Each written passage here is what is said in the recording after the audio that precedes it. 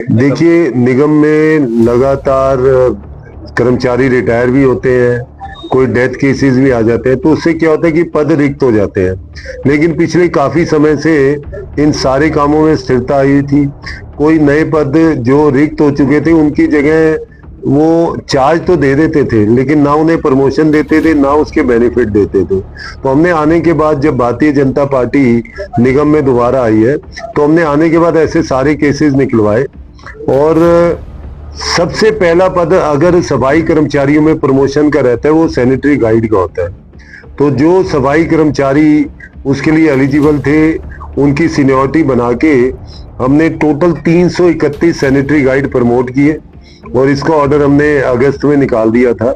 और 15 अक्टूबर को हमने उनकी पोस्टिंग का ऑर्डर निकाल दिया। मतलब अब वो कहाँ लगेंगे, कहाँ वो नया चार्ज लेंगे, वो भी हमने क्लियर कर दिया।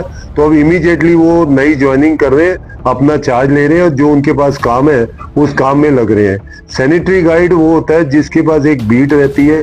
पहले तो सफाई कर्मचारी के नाते वो अकेला सफाई करता था, लेकिन अब सैनिटरी गाइड बनने के बाद उनके नीचे और कर्मचारी आते हैं, उनके एक बड़े क्षेत्र में सफाई की जिम्मेदारी होती है, तो एक बड़ी पोस्ट उन्हें मिली। तो ऐसे 331 जो हमारे सफाई कर्मचारी हैं अब जो है एक पोस्ट ऊपर आ गए। तो मेरी उन सभी साथियों को बहुत बहुत बधाई और दीपावली की शुभकामनाएं। दीपावली का तोहफा उनको ये मिला है, और ये मेरा उनसे सिर्फ इतना निवेदन है कि अच्छे से साफ सफाई करें, अपने अंदर जो भी उनके कर्मचारी हैं उनसे सफाई करवा के दिल्ली को साफ सुथरा रखने में अपना योगदान दें। बहुत सारे जो है अभी भी इनके लिए, उसको क्या कहना चाहेंगे?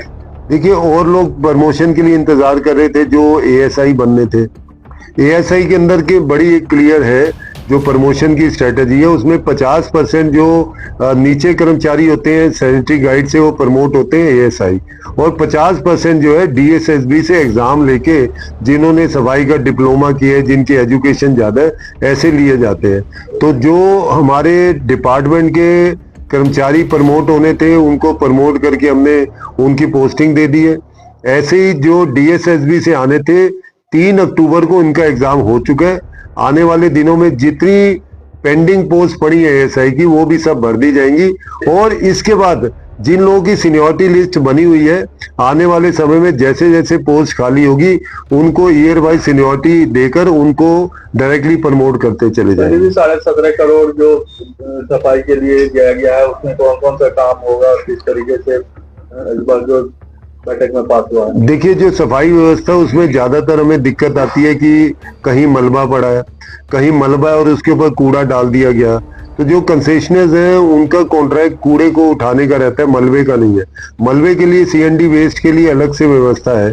तो जो ये गैप आ रहा था, इसमें मैन पावर की कमी थी, गाड़ी नहीं थी हमारे पास, जेसीबी की कमी थी। तो इस पैसे से उस कमी को दूर करके जो इलाकों से जो कूड़ा 10-10, 15-15 दिन वेस्ट ऐसा जिसमें मलबा और कूड़ा मिक्स है, उसको भी अब तेजी से एक दिन के अंदर ही उठाया जाएगा। ललित जी, जिस तरीके से ये जो टेंडर हुआ है, पहले था कि जो हिस्सेदारी थी, जो फंड था पार्षद का, उससे 8-9 लाख रुपया लिया जाता था, वो वही मामला है ये क्या? देखिए, ये इसमें क्या है कि जो कूड़ा और जो मिक्स हो जाता है सारा, उसके लिए है। और इसमें कोई इफ एंड बट नहीं है, चाहे वो कूड़ा पड़ा है, चाहे मलबा पड़ा है, चाहे कूड़ा मलबा मिक्स है, या कोई ऐसे स्थान है जो बहुत समय से कूड़ा नहीं उठा। जहां जहां कूड़ा और गंदगी दिखेगी वो तेजी से उठाई जाएगी और दिल्ली को साफ किया जाएगा।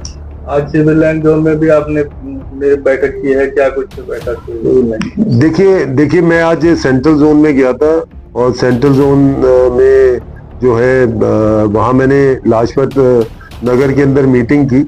और ये पर्पस ये था कि वहाँ जो ऐसे स्थान है जहाँ लगातार कूड़ा पब्लिक फेंकती है, हम लोग उठाते हैं फिर फेंकती है, ऐसे स्थानों को खत्म करने के ऊपर थी। तो एसएस और एसआईज के साथ मीटिंग की थी मैंने एक पर्टिकुलर एरिया की, और वहाँ से चीज़ों को क्या कमी है, क्या उन्हें चीज़ें चाहिए, या उन्हें क्या काम करना है, इस पर डिस्कशन हुआ। और आने वाले समय में जो ये जो ऐसे पॉइंट्स हैं जहाँ कूड़ा लगातार गिरता है, उनको ब्यूटीफाई करना, जनता को जागरूक करना, उसके आसपास एक एजुकेशन प्रोग्राम चलवाना कि लोग सड़कों पे कूड़ा ना फेंके, उसकी लगातार कोशिश हम कर रहे हैं। लेकिन उधर की जो कई एजेंसियां हैं उस पर सेटिस्फाइड नहीं है, पार्षद लगातार सवाल उठा रहे हैं कि उनको बदला जाए। देखिए, सेंट्रल जोन की बहुत बड़ी दिक्कत थी, क्योंकि जो 6-7 साल से जो पुरानी एजेंसी थी उसका कॉन्ट्रैक्ट खत्म हो गया था और उन्होंने हाथ खड़े कर दिए थे कि हम आगे इसे एक्सटेंड नहीं कर सकते क्योंकि अमाउंट बहुत कम है। तो हमने एक शॉर्ट पीरियड के लिए एक एजेंसी को अपॉइंट किया और वो एजेंसी अच्छे से काम कर रही है। आज की डेट में अगर मैं 12 जोन देखता हूं दिल्ली के, तो सेंट्रल जोन में 1700 से 1800 मीट्रिक टन कूड़ा पर डे उठा है। और मैंने जब लोकल लेवल पे चेक किया तो उन्होंने कहा हाँ, जो पुराना कूड़ा पड़ा था या कोई भी हम कंप्लेंट देते हैं, तेजी से काम हो रहा है। और आने वाले समय में जब प्रॉपर कॉन्ट्रैक्ट चला जाएगा तो मुझे लगता है और अच्छी जो सफाई की व्यवस्था हम सेंट्रल जोन में कर पाएंगे।